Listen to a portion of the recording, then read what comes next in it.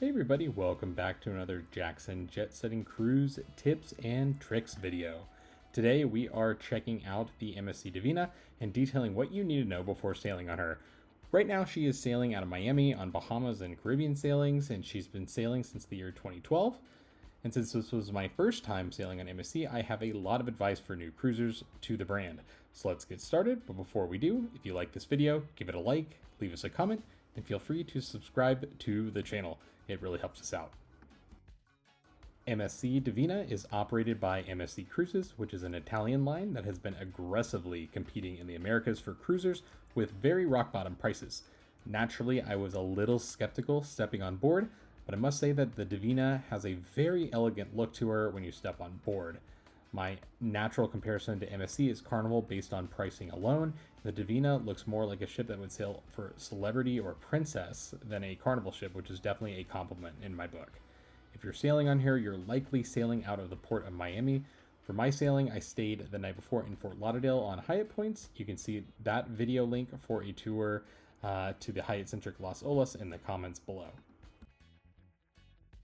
But if you're not a Hyatt person, there are plenty of pre-cruise options in the city of Miami or Miami Beach. You can opt to stay on the beach in South Beach, which is definitely fun for first-timers to Miami, or you can check out the happening Brickell, which is now some of the most expensive real estate in the city. Miami is, of course, a quick drive for many cruisers living in the state of Florida as well, and there's ample parking at the port.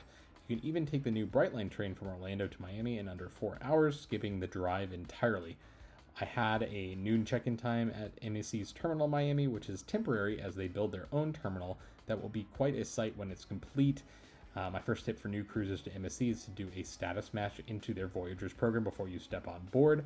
The cruise line status matches other cruises, hotel chains, and even airlines.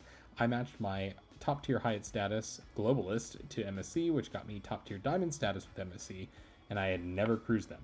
This granted me a lot of benefits on board for my short cruise, including my own line at check-in and expedited boarding, and on longer cruises you even get cocktail hours. This was helpful as the line in the terminal was a little long and there was still wait for the other boarding groups to be called when I cleared security, so I was able to walk right on board. MSC is definitely the least sophisticated cruise line in terms of technology that I've sailed, I have to be honest. Their website was glitchy and often non-functional, making it very hard to book things like beverage packages or excursions before my cruise. Their app isn't any better, and the cruise line didn't have my credit card information logged for onboard charges when I stepped on board, despite having added it before my cruise. This requires a long wait at kiosks on board or uploading your information via their app. It's very clunky and not a great user experience at all. This is something that they should definitely fix. In terms of checked luggage, make sure that you're bringing any cruise-approved electronics on board. Surge-protected power bars are a big no-no. Anything that heats up like irons, clothes steamers, heating pads, or humidifiers, those are no-go. There are no self-service laundry facilities on board, sadly, so you are stuck using the ship's pretty expensive laundry if you do need it for your cruise.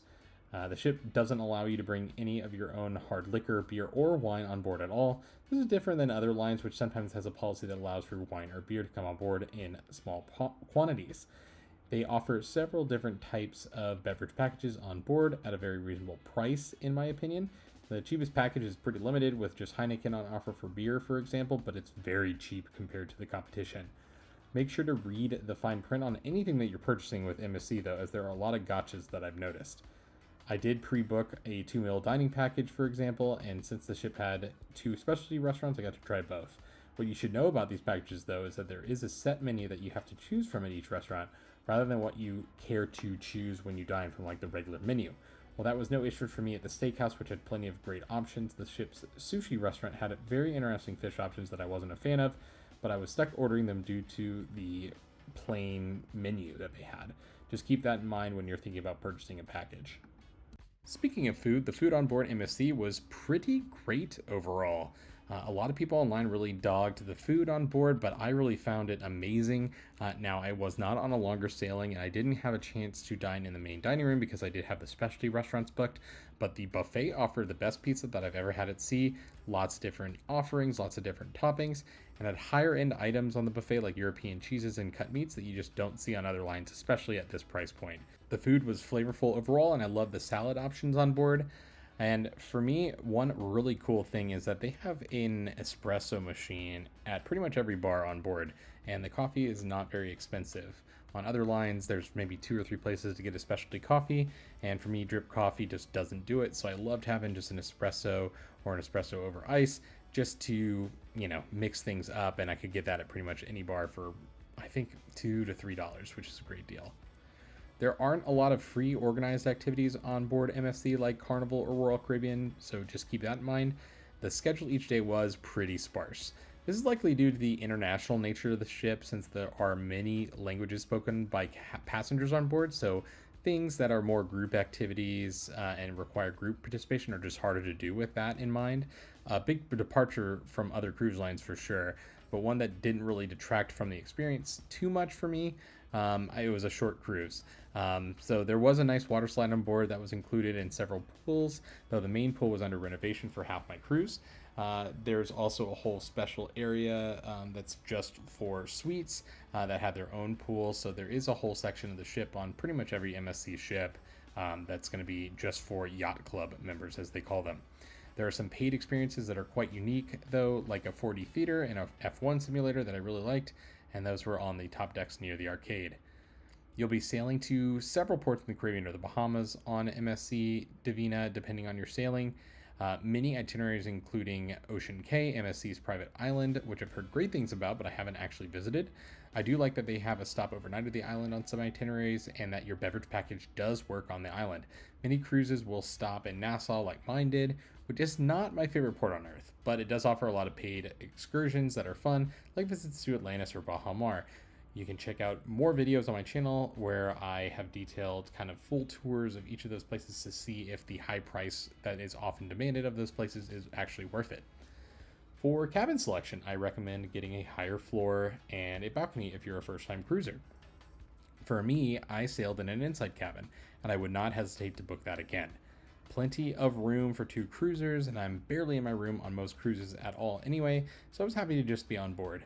I do recommend bringing an adapter for European plugs to add an extra charging station for devices, which I'd recommend on any cruise ship, not just MSC, so that's just an idea for you.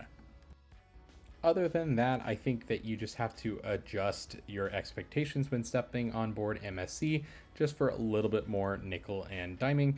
It is a part of the experience since the onboard price to just get on board is so low. This is something that definitely miffs a lot of frequent cruisers that maybe try out MSC for a cruise and they're just flabbergasted at some of the nickel and diming that would normally be free with other cruises. So for me, it didn't bother me because I did my research a little bit and tried to mitigate that as much as possible, but just know and keep that in mind that it is an issue for some. So overall, that is the video for tips and tricks for sailing on the MSC Divina. What other tips do you all have? Please let me know in the comments so we can help other sailors. Happy sailing and have a great cruise.